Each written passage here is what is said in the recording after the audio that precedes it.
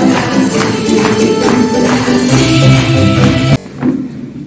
मैं, और मुझे पता है आप लोग पापा को सुनने आए हैं, तो इसलिए मैं ना बात एकदम कट रखूंगी, ज़्यादा बकवास मैं करूँगी नहीं। और वो बात जो आप लोग सुनना चाहते हैं या फिर आप लोग एक लीडर से एक्सपेक्ट करते हैं, वो मेरे पास है नहीं। वो सारा कंटेंट पापा के पास है, क्योंकि आरसीएम करना मैं सिखा ही नहीं सकती। आप सब लोग उन सब चीज़ों में रहते आते हैं, पर एक चीज़ का एक्सपीरियंस मेरे को है, वो है आरसीएम को देखने का। डे 1 से मैंने मेरे पापा को आरसीएम ही करते हुए देखा है और कुछ नहीं करते हुए देखा। तो मुझे आरसीएम के अलावा और कुछ पता ही नहीं है। मेरी आरसीएम के साथ जर्नी जो है ना, वो हमेशा मैं स्टेज पे आके बताती हूँ, क्योंकि जो मेरी जर्नी रही है आरसीएम के साथ, वो शायद बहुत सारे लोगों की भी रही है और अभी है शायद। आवाज ढंग से आ रही है? yes. पीछे आ रही है? yes. चलो, बात शुरुआत होती है जब मैं बहुत छोटी बच्ची थी। मेरे पापा के साथ हम लोग मीटिंग्स वगैरह में जाते थे, और मुझे अच्छे से याद है, मैं जब छोटी थी और मीटिंग्स में जाते थे तो लोग बाग सिर्फ जय आरसीएम चिल्लाते हुए आ जाते थे। जय आरसीएम चिल्लाए जा रहे। इतनी पागलपंती देखी है ना मैंने आरसीएम में, इतनी किसी ने नहीं देखी। सच्ची बता रही हूँ आपको, एक चीज बताती हूँ। मैं जब छोटी बच्ची हुआ करती थी, पापा उस समय ग्रोइंग स्टेज पे थे आरसीएम में, तो पापा का भी बिजनेस ग्रो कर रहा था। पापा को अपनी टीम को साथ में लेके कहीं और दूसरी सिटी में जाना था। तो भिलवाड़ा की जो टीम थी वो घर पे उनको बुलाया था कि आप घर पे आ जाना, असेंबल होके फिर हम लोग कहीं बाहर जाएंगे मीटिंग लेने। 8 बजे का टाइम था सुबह का। कुछ लोग इतने पागल थे, 5:30 बजे हमारे घर पे आके बैठ गए। इतने दिमाग खराब हो जाता था। एक बार क्या हुआ, मैं बहुत छोटी, मतलब ऑफिस में वही रिपीट कर रही हूँ, मतलब मैं 4th स्टैंडर्ड की बच्ची थी, और मेरे पापा मम्मी ने मेरे को कुल्लू मनाली भेजा था स्कूल ट्रिप पे। 200 रुपए के साथ भेजा था, और मेरी टीचर ने मेरे को वहाँ पे कुल्लू मनाली पहुँचने के बाद मेरे को मेरी टीचर ने बोला कि ये 200-300 रुपए जो तुम्हारे पापा मम्मी ने दिए, इससे इन पैसों के साथ तुम तुम्हारे मम्मी पापा के लिए कुछ खरीद लो। आप सब लोग करते हैं ना, कहीं बाहर जाते हैं, अगर मैं आपको राजस्थान भेज दूँ तो आप आपके मिलने वालों के लिए, यहाँ पे रांची में मिलने वालों के लिए वही खरीद के लेके आएंगे ना, राजस्थानी चीजें वगैरह जो आपको वहाँ पे रोकी लगी। मैंने भी वही किया। मैं मेरी मम्मी के लिए एक शॉल लेके आई थी और मेरे पापा के लिए एक पेन लेके आई थी। मैंने मेरी मम्मी को शॉल ला के दी भिलवाड़ा में, और मैंने मम्मी को बोला ये मम्मी शॉल। मम्मी ने बोला अरे मेरी प्यारी बिटिया कितनी अच्छी है, प्यारी आई लव यू। वही सेम चीज मैंने पापा के साथ आ की। मैंने पापा को वो पेन दिया, पापा ने वो पेन फेंक दिया, बोला ये आरसीएम का नहीं है, मैं यूज नहीं करूंगा। मेरा दिमाग खराब। मैंने बोला ये मुकेश कुमारी के लिए कभी कुछ करना ही नहीं। सच्ची बता रही हूँ मैंने हंस रहे हैं और शायद आपको लग रहा है मैं बातें बना रही हूँ, पर सच्ची में मेरे साथ ऐसा था।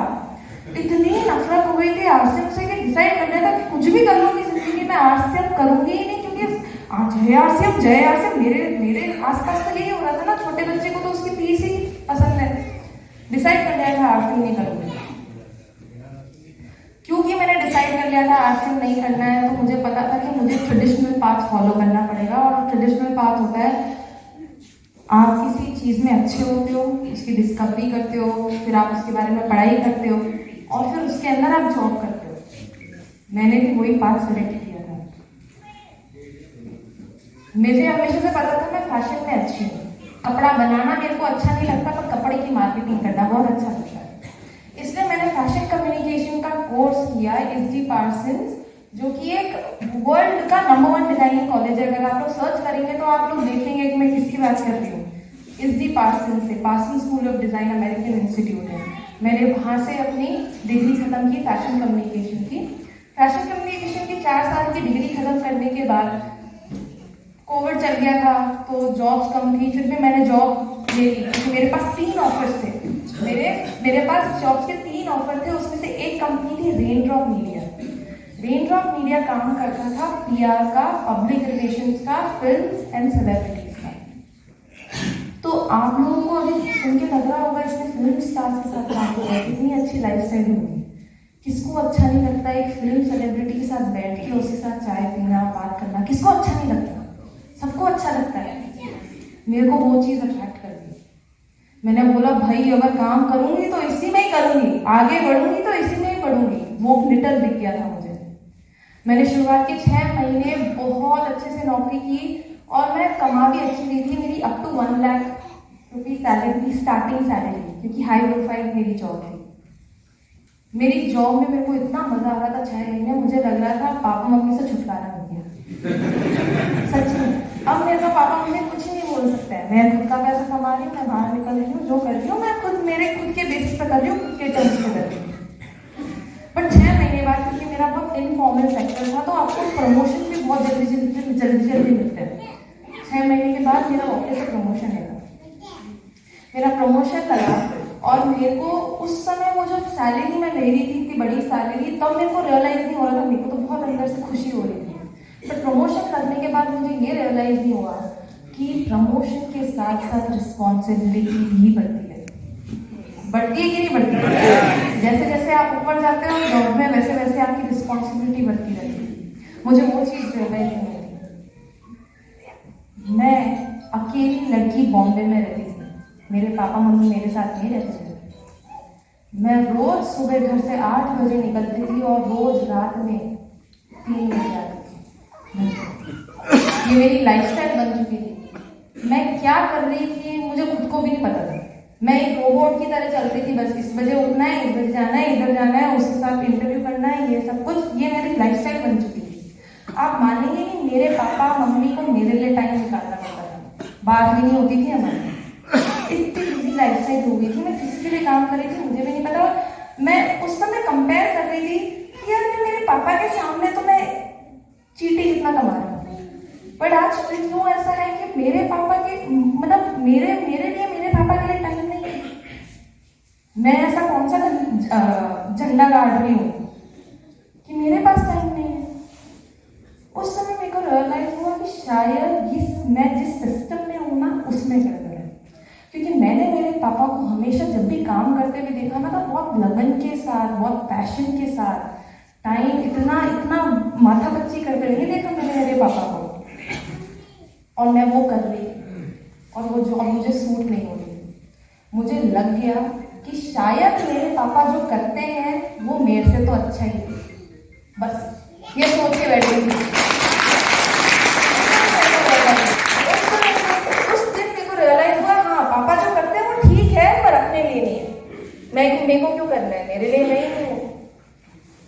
पर फिर करती जा रही थी। मेरी नौकरी को 1 साल हो चुका था, मैं कैसे भी करके अपनी नौकरी कर रही थी। बट फिर ये एक बहुत बड़ी चीज हुई मेरी लाइफ में, जिससे मैंने शायद जो मेरा 50% डिसीजन इसमें ऐसे ही बना लिया। सुनना चाहिए वो रीजन, सबसे बड़ा रीजन था, सुनना चाहिए।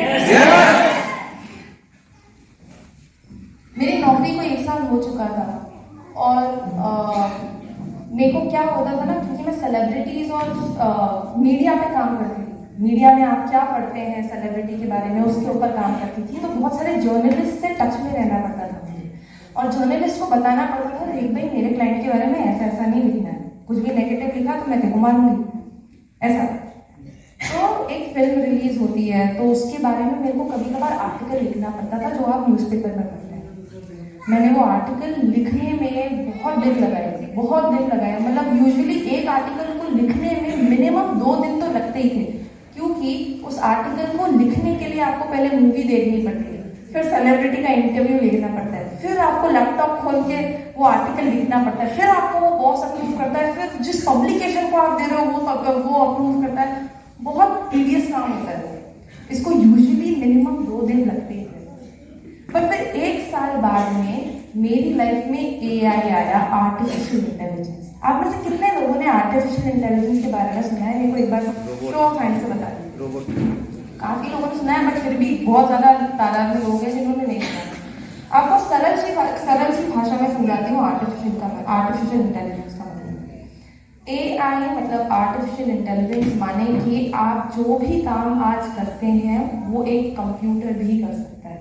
सोचते थे ना कि जब मैं छोटा छोटा, जब आप लोग सब लोग छोटे थे तब आप सोचते थे यार मैं बड़ा होऊंगा या फिर होंगी तो मेरा सारा एक दिन काम ही कंप्यूटर करने लगेगा।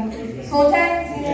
सब लोग सोचते थे, पर आज वो रियलिटी है, ऐसा हो रहा है। मेरी नौकरी में जो मेरे को आर्टिकल लिखना पड़ता था, मेरी लाइफ में चैट जीपीटी नाम का एक सॉफ्टवेयर आया। चैट जीपीटी सुना है किसी ने? चैट जीपीटी चैट जीपीटी नाम का एक सॉफ्टवेयर आया। अब मैं चैट जीपीटी को सिर्फ बोलती थी कि देख भाई ऐसी ऐसी मूवी है, ऐसा ऐसा कोट आया है, तो इसके थ्रू ही एक आर्टिकल बना के देते। और वो इतना अच्छा आर्टिकल बना के देता था मुझे कि एक भी बार अपलोड की जरूरत ही नहीं पड़ती थी। आज जो 2 दिन का जो मेरा काम था वो 5 मिनट का काम हो चुका है। मेरे को समझ में आ गया कि अभी तो ये मेरी नौकरी का सिर्फ छोटा सा पार्ट एक एआई कर रहा है, एक कंप्यूटर कर रहा है।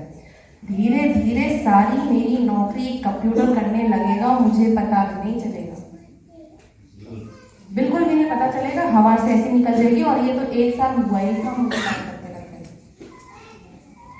उस दिन समझ में आया, मैं रिसर्च कर रही थी बैठ के, उस दिन मुझे समझ में आया कि सिर्फ डायरेक्ट सेलिंग ऐसा काम है जो कभी कोई कंप्यूटर आपके हाथ से ले ही नहीं सकता।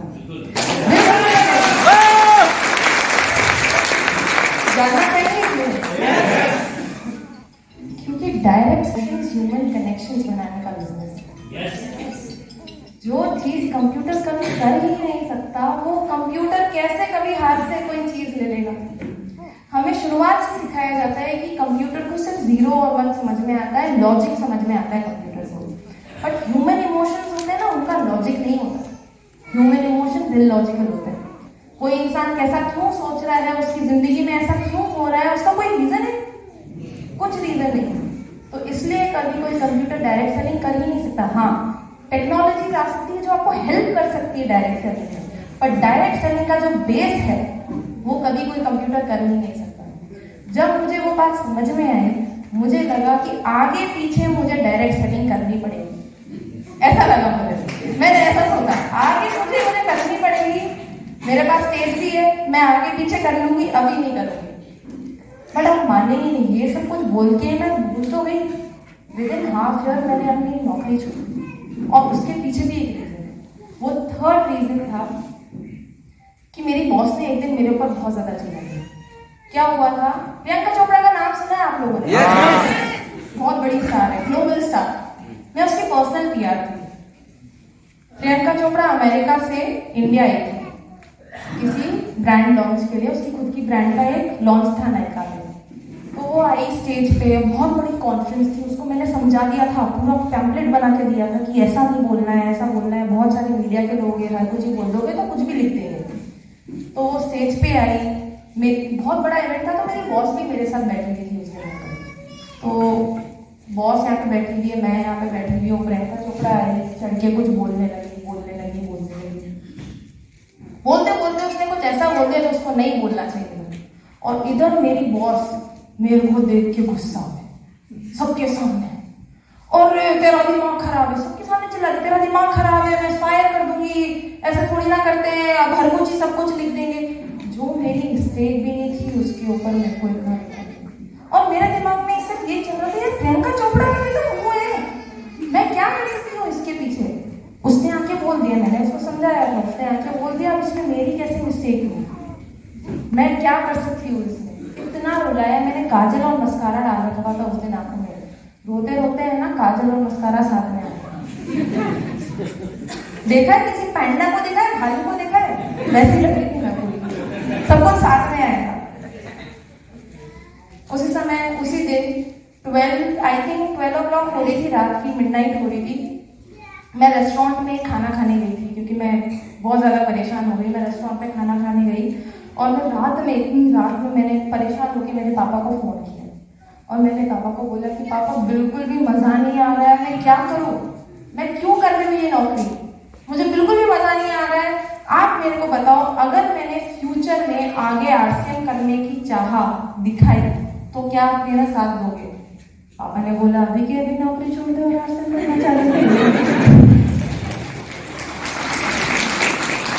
ऐसा मैंने बोल तो दिया, पर आप मानेंगे नहीं, सुबह उठ के मुझे इतना रिग्रेट हुआ। मुझे लगा यार मेरी मत्थी मारी गई थी शायद, मैंने पापा को ऐसा बोला। मैं रेडी नहीं हूँ, मैं एक्शन करने के लिए रेडी नहीं हूँ। मैं तो अभी अच्छी खासी जॉब है मेरे पास, सुबह उठ के इतना रिग्रेट हो रहा था, इतना रिग्रेट हो रहा था। फिर मुझे अच्छे से याद है, मैं 9 o'clock ऑटो में थी, 9 o'clock AM, ठीक है, मैं ऑटो में थी और मैं जा रही थी अपने काम की तरफ। तभी मेरे को पापा ने फोन किया। पापा सब लोग बोलते हैं ना फॉलो अप करना चाहिए, फॉलो अप करना चाहिए, अपनी बेटी से फॉलो अप करने लगो। मैं सच्ची बता रही हूँ, सच्ची घटना है। पापा ने मेरे को फोन करके बोला, देख रही तूने बोला था तू ऐसा ऐसा करेगी। 17 मार्च को मेरी नाला सुपारा में मीटिंग है, नाला सुपारा बॉम्बे में। 17 मार्च को मेरी नाला सुपारा में मीटिंग है, ऐसा कर तू भी आ जा। यहाँ पे भी बहुत सारे लोगों को पकड़ के लेके आए, नहीं ना, ये तो एडिट ही है, यहाँ पे नहीं लेके आते, यहाँ पे तो लीडर्स ही है। बट ऐसा होता है, आप लोग करते हैं ना, लाते हैं बहुत सारे लोगों को।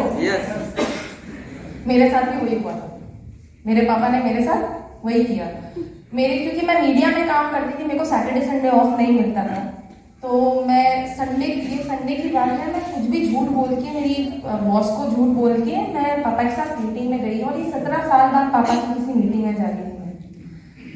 मीटिंग में घुसते ही मेरा दिमाग खराब, अच्छा यार सिम फिर से चलाए जा रही है।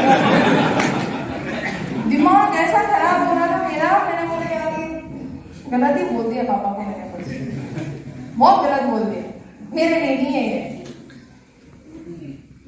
बात हो रही थी, एक से बढ़ के एक कार्टून आए जा रहे हैं, बोले जा रहे हैं क्यों एक्शन करना चाहिए सब लोग। उस समय मैं ऐसे सोचती थी, उस समय की आपको मेरी थॉट प्रोसेस समझा रही है। उस समय भी मैं बैठी भी थी, पापा बोल रहे थे, बहुत सारे लोग आके बोल रहे थे, और मैं एक कान से सुन रही थी, दूसरे कान से निकाल रही थी, क्योंकि मुझे लग रहा था मुझे क्या लेना देना है इन सब चीजों से, मेरे को क्या ही करना है इन सब चीजों का। मीटिंग खत्म हुई, नहीं सॉरी, एक्चुअली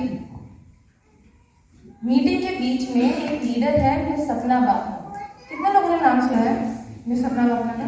बॉम्बे से काम करती है वो, और वो विमेन एम्पावरमेंट के ऊपर बहुत ज्यादा काम करती है। वो स्टेज पे आई और वो बोलने लगी कि कैसे मल्टी लेवल मार्केटिंग MLM की शुरुआत US में, यूनाइटेड स्टेट्स ऑफ अमेरिका में एक लड़की से हुई। और मैं बैठ के सिर्फ कंफ्यूजन में देख रही थी उन्हें वहां पे, कि मैं बोल रही थी अगर लड़की से शुरुआत हुई है तो मेरे को यहाँ पे क्यों नहीं लड़की दिखती है?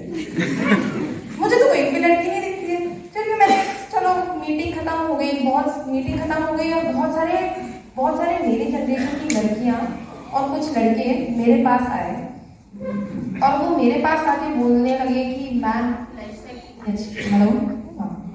आपकी लाइफस्टाइल कितनी अच्छी है, आपको तो मजा आ जाता होगा, आपकी तो लाइफ में कोई प्रॉब्लम ही नहीं है, आप तो इतने सारा आप बड़ी कंपनी में काम कर रहे हो, सितारों के साथ बैठ रहे हो, आपके पास कोई रिस्ट्रिक्शन नहीं है, आप इंडिपेंडेंट हो, कितनी अच्छी लाइफस्टाइल है। तब मेरे को चला, और तब मैंने डिसीजन बनाया कि शायद आज से नहीं करना पड़ेगा, अभी तक नहीं आज।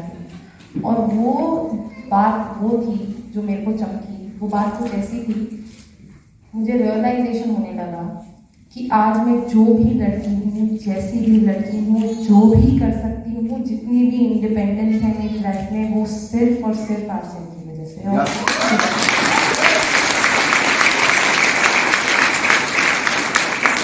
अगर मेरे पापा आर्सियन नहीं करते तो आज मेरे हाथ में ऐसी अपॉर्चुनिटी होती नहीं होती। मेरे पापा तो स्ट्रगल कर रहे थे उस समय, मेरे पापा एक कंपनी में काम करते थे, और अगर मेरे पापा आर्सियन करने का डिसीजन नहीं लेते तो मेरी लाइफ में आज मैंने जो भी कर लिया है, आप लोगों के सपने होंगे शायद, यार एक बार सोलो ट्रिप जाना है थाईलैंड या फिर अमेरिका, ये आप लोगों के सपने मैं पहले ही अचीव कर चुकी हूँ। क्यों? क्योंकि आर्सियन है हमारी लाइफ में, सिर्फ और सिर्फ आर्सियन है। मैं अकेले चले जाती हूँ सोलो ट्रिप पे, मेरे को कोई कुछ बोलने वाला नहीं है। मैं इंटरनेशनल सोलो ट्रिप्स ले लेती हूँ, मेरे को जहाँ जाना है मैं जाती हूँ, मेरे को जो करना है मैं करती हूँ, सिर्फ और सिर्फ आर्सियन की वजह से और किसी की वजह से।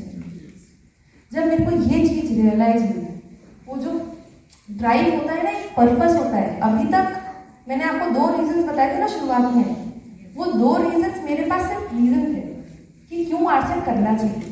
मेरे पास एक भी ड्राइविंग फोर्स नहीं था कि क्यों मेरे को अभी के हेलो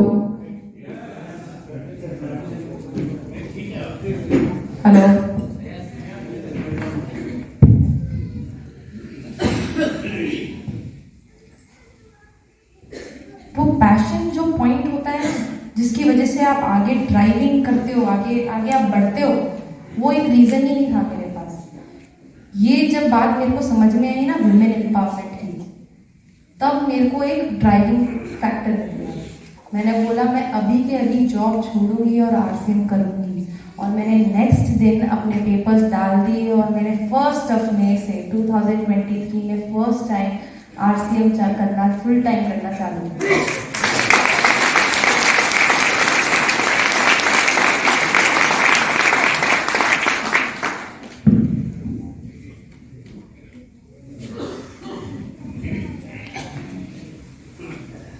अभी मैंने कर तो दिया, मैंने अपनी नौकरी छोड़ भी दी और आरसीएम फुल अनाउंसमेंट हो गया। आप में से कितने लोगों ने नेक्स्ट जनरेशन का इवेंट देखा था?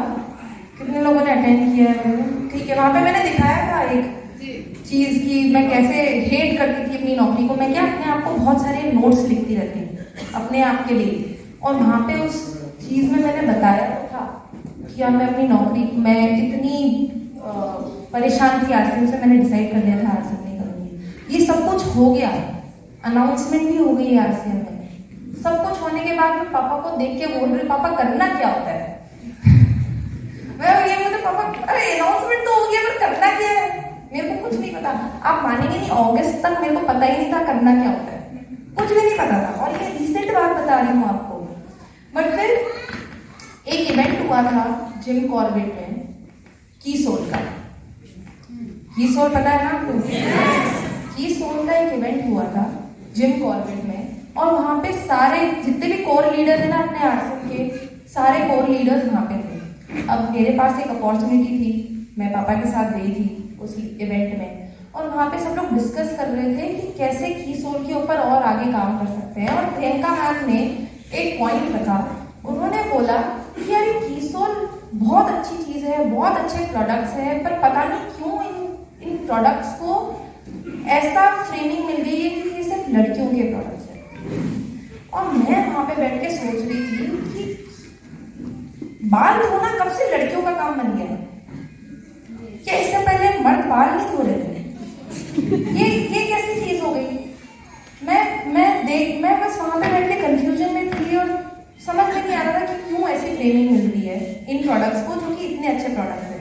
अगर आप ले लो, आपके बाल उखड़ने लग गए, जा रहे हैं, तो आपको अच्छा लगेगा? तो आपको क्यों शैम्पू यूज नहीं करना चाहिए? करना चाहिए ना। ये सिर्फ कॉन्फिडेंस की बात है। कोई भी प्रोडक्ट लड़का और लड़की का नहीं होता है। ये जितने भी कीसोल के प्रोडक्ट्स हैं वो कॉन्फिडेंस बूस्टर प्रोडक्ट है, कॉन्फिडेंस बूस्टिंग प्रोडक्ट है। आप कैसे दिखते हो वो आपके कॉन्फिडेंस के ऊपर बहुत डिपेंड करता है, आपके कॉन्फिडेंस के ऊपर बहुत डिपेंड करता है। आजाद चौक नाम की एक जगह है हमारे वहाँ पे भीलवाड़ा में। आजाद चौक जाना चाहता है, सिर्फ लड़कियों के प्रोडक्ट वहाँ पे मिलते हैं, सिर्फ उसके लिए। पर आप मानेंगे नहीं, उस जगह में एक भी शॉप ऐसी नहीं है जहाँ पे एक लड़की काम करती है। जितने भी लोग सेल करते हैं वो सारे लड़के हैं। आप हर चीज को ले लो, हर चीज वहाँ पे लड़का सेल करता है। उनको शर्म नहीं आती, यहाँ पे शर्म आती है। यहाँ पे कुछ लोग, मैं इन सब चीजों के बारे में बात करती हूँ ना, इंटीमेट हाइजीन आता है ना, वहाँ पे अपने इंटीमेट वॉश आता है, अब तो मेंस का भी आ गया है। पर पहले जब विमेन का आता था, जब मैं उसके बारे में बात करती थी ना, सारे आप मानेंगे कि लोग बाग मेरे से उधर उधर देखने लग जाते थे। मैं स्टेज पे बोल रही थी, शर्मा, मैं बोल मैं रही हूँ, शर्मा हो जाते थे। ऐसा होता था। इन सब चीजों के ऊपर इतनी शर्म आती है बोलने में। इंटीमेट वॉश जो आता है ना आरसीएम का, वो एक लड़की के लिए बेस्ट प्रोडक्ट है, क्योंकि हर एक लड़की अपनी लाइफ में इतने स्टेजेस के थ्रू जाती है, उसको प्रेगनेंसी होती है, उसको फर्स्ट पीरियड आता है, उसको वाइट वाटर की प्रॉब्लम नहीं आ रहे ना आप लोग? इतनी सारी प्रॉब्लम्स होती है एक लड़की को अपनी लाइफ में।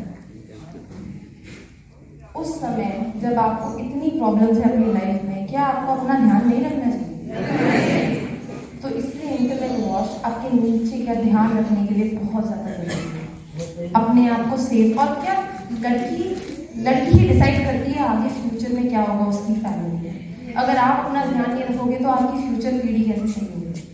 और क्या होता है, इंटीमेट वॉश जो है मेंस का, वो निकालने की सबसे ज़्यादा ज़रूरी इसलिए की आज उनको, क्योंकि महिलाओं को बहुत सारी जो इन्फेक्शंस होते हैं वो मर्द के थ्रू होते हैं, मेंस के थ्रू। इसलिए मेंस का भी इंटीमेट वॉश यूज़ करना बहुत ज़्यादा ज़रूरी है, क्योंकि आप लोग एक्चुअली मार्केट में रहते हैं, आप लोग एक्चुअली फील्ड में रहते हैं, तो आप लोगों का अपना खुद का ध्यान रखना बहुत ज़रूरी है, क्योंकि आप डिसाइड करेंगे आपकी फैमिली में क्या होना है। ये सारी चीज़ें समझनी बहुत ज़रूरी है। अब आप बात करेंगे कि आप कीसोल में तो मेकअप के भी प्रोडक्ट्स आते हैं, तो आप क्या मेरे को बोलना चाह रहे हैं मैं भी मेकअप प्रोडक्ट्स पर लगाऊँ? ऐसा नहीं बोलना चाहती, मैं आपको सिर्फ बताना चाह रही हूँ कि ये कॉन्फिडेंस बूस्टर प्रोडक्ट्स हैं। आप लगाओ मत लगाओ सबको चलता है। अनिल कपूर का नाम सुना है आपने? अनिल कपूर का नाम सुना है? मैं अनिल कपूर की पर्सनल PR थी। अनिल कपूर का एक दिन शूट था और अनिल कपूर का जो मेकअप दादा था ना, वो छुट्टी पे चला गया। उसने बोला मैं तबीयत खराब है मेरी, तो मैं नहीं आ पाऊंगा। तो अनिल कपूर ने बोला वाह चलो ठीक है, अब क्या कर सकते हैं, आप दूसरे मेकअप आर्टिस्ट को हायर करो मेरे लिए। तो उसने, हम लोगों ने दूसरे मेकअप आर्टिस्ट को हायर किया। दूसरा मेकअप आर्टिस्ट आया, अनिल कपूर का मेकअप किया। अनिल कपूर को मेकअप अच्छा नहीं लगा, बिल्कुल भी अच्छा नहीं लगा उसको मेकअप। आप मानेंगे नहीं, वो पूरा का पूरा शूट कैंसिल हो गया जस्ट बिकॉज अनिल कपूर को अच्छा ही नहीं लगा उसका मेकअप, उसका खुद का मेकअप। तो क्या आप मेरे को बोलना चाह रहे हैं अनिल कपूर एक लड़की है जो मेकअप लगाता है? ऐसा कोई बोल रहा है? ऐसा नहीं है, ये सिर्फ कॉन्फिडेंस की बात है। मैं जिस स्कूल में गई थी ना, डिजाइनिंग स्कूल, बहुत सारे लड़के जिनके साथ कुछ खराब नहीं था, एकदम नॉर्मल लड़के, वो आईलाइनर लगा के आते जस्ट बिकॉज वो उनका एक्सप्रेशन है। पापा बात करते हैं ना, यहाँ पे LDB में बात की ना, एक प्रॉपर ड्रेस होना जरूरी है, वो आपको कॉन्फिडेंस दे। आप देखना, अगर आप खुद ही कॉन्फिडेंट नहीं हो आपने क्या पहना है, तो आप ऐसे ऐसे करके बात करोगे, आपको अच्छा लगेगा? नहीं लगेगा ना। कॉन्फिडेंस की बात है, सिर्फ और सिर्फ कॉन्फिडेंस की बात है। कीसोन की बात मैं यहीं पे खत्म करती हूँ। मेरे को क्या स्लिप आई है थोड़ा लेकिन, इसलिए मैं अब नहीं अब देखिए, बात ऐसी है, लोग बाग, मैंने जब आरसीएम करना चालू किया ना, कुछ लोग पता नहीं क्यों मेरे से खुद से जाए, बहुत सारे लीडर्स मेरे से जाए, बहुत सारे लीडर्स, क्योंकि शायद मेरे को वो पोजीशन मिल गई पहले जहाँ पे सब लोग आने के लिए काम कर रहे हैं।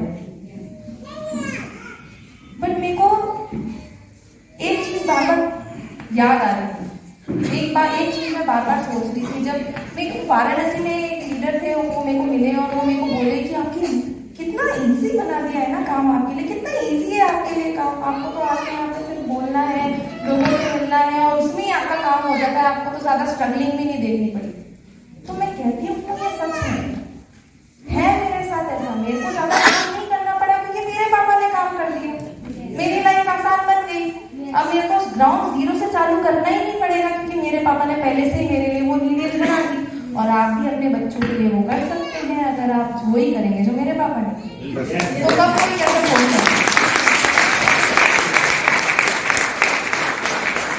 यहाँ पे स्टेज पे आके मैंने आपको मेरे 3 रीजंस बताए, बहुत सिंपल से 3 रीजंस हैं। ऐसे इन रीजंस में से एक भी रीजन ऐसा नहीं है जो सिर्फ मेरे तक सीमित है, ऐसा एक भी रीजन है, क्योंकि सबकी नौकरी सबके हाथ से जाने वाली है, सबका बॉस सबको परेशान करता है, सारे बॉस होते ही खड़ूस है, एक नंबर है, सबकी नौकरी सबके हाथ से जाने वाली है, सबका बॉस सबको परेशान करता है, सबकी नौकरी सबको परेशान करती है। AI आपकी सारी नौकरियां आप सबके हाथ से ले लेगा। आप लोग सोच रहे हैं यहाँ पे बैठे बैठे यार मैं तो किसान हूँ, मेरी नौकरी कैसे कोई कंप्यूटर कर सकता है? सोच रहे किसी के दिमाग में ऐसा क्वेश्चन है कभी कि मेरी नौकरी कैसे कोई कंप्यूटर कर सकता है? सोच रहे ऐसा कोई? आप फॉर इंस्टेंस फार्मिंग ले लो, एक फार्मर, आप सोच रहे हैं यहाँ पे बैठ के कि मेरी नौकरी कैसे ही कोई कंप्यूटर कर लेगा, बीज कैसे बोएगा, कैसे तोड़ेगा पेड़। पर मैं आपको बताती हूँ इजराइल के बारे में। इजराइल ने एक ऐसा फार्म खड़ा कर दिया है जहाँ पे एक भी ह्यूमन काम नहीं करता, सिर्फ रोबोट्स काम करता है। वो रोबोट क्या करता है? सिर्फ एक चिंगारी मारता है, एक प्लांट के ऊपर जाता रहता है, घूमता रहता है, चिंगारी मार के पता कर लेता है इसको क्या बीमारी है, कब इसका जो भी फ्रूट है वो राइप हो जाएगा, निकालना है, और वो पेस्टिसाइड वगैरह सब कुछ मार देता है। कितना पानी डालना है उसके हिसाब से पानी डाल देता है। ऐसी ऐसी टेक्नोलॉजीज है।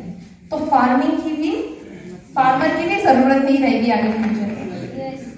फार्मर की बिल्कुल भी जरूरत नहीं रहेगी। अगर आप सोच रहे हो यार मैं तो ड्राइवर हूँ, ड्राइवर की नौकरी कैसे चली जाएगी? तो क्या टेस्ला ने ऐसी गाड़ी नहीं बनाई है जो सेल्फ नहीं चलती है? बना दी है। आप लोग सोच रहे यार एक कोई ना कोई लड़की या फिर लड़का होगा, वो समझ रहा है कि यार मैं तो इतना खूबसूरत हूँ, मैं तो इतना ब्यूटीफुल हूँ, मैं मॉडल बनूंगा, तो मेरी नौकरी कैसे कोई कंप्यूटर कर लेगा? मैं तो मॉडल हूँ। ऐसे ऐप्स बन गए हैं जो मॉडल बना देते हैं। आप लोग बिलीव नहीं कर रहे। इंस्टाग्राम खोल के कभी सर्च करना AI मॉडल, AI इन्फ्लुएंसर देखते हैं ना हम लोग ऑनलाइन, पूरा का पूरा पेज है एक इन्फ्लुएंसर का जो है एक AI मॉडल, राइट? मूवीज बन सकती है, कुछ भी हो सकता है। वो जो भी काम जिसके अंदर बहुत ज्यादा मेहनत लगती है, बहुत ज्यादा दिमाग लगता है, वो सारी चीजें कंप्यूटर करने लगेगा। तो ये जितने भी मैंने आपको रीजंस बताए, ये सिर्फ मेरे रीजंस नहीं है, आपके भी रीजंस है। अगर आप समझ नहीं पा रहे हैं तो थोड़ा गौर करिएगा, इसके बारे में सोचिएगा। मैं जब भी स्टेज पे आती हूँ तो मैं इसी होप के साथ आती हूँ कि जो मेरे रीजंस हैं वो आपके रीजन भी बन जाए। और अगर आप लोग फिर भी रिलेट नहीं कर पा रहे तो आगे फ्यूचर में जिनको ज्वाइन कराए उनके पॉइंट्स मिल जाए। समझ में आया आपको? इसी के साथ मैं अपनी बातों को विराम दूंगी। थैंक यू सो मच आप लोगों ने मेरे को इतना एंटरटेन किया।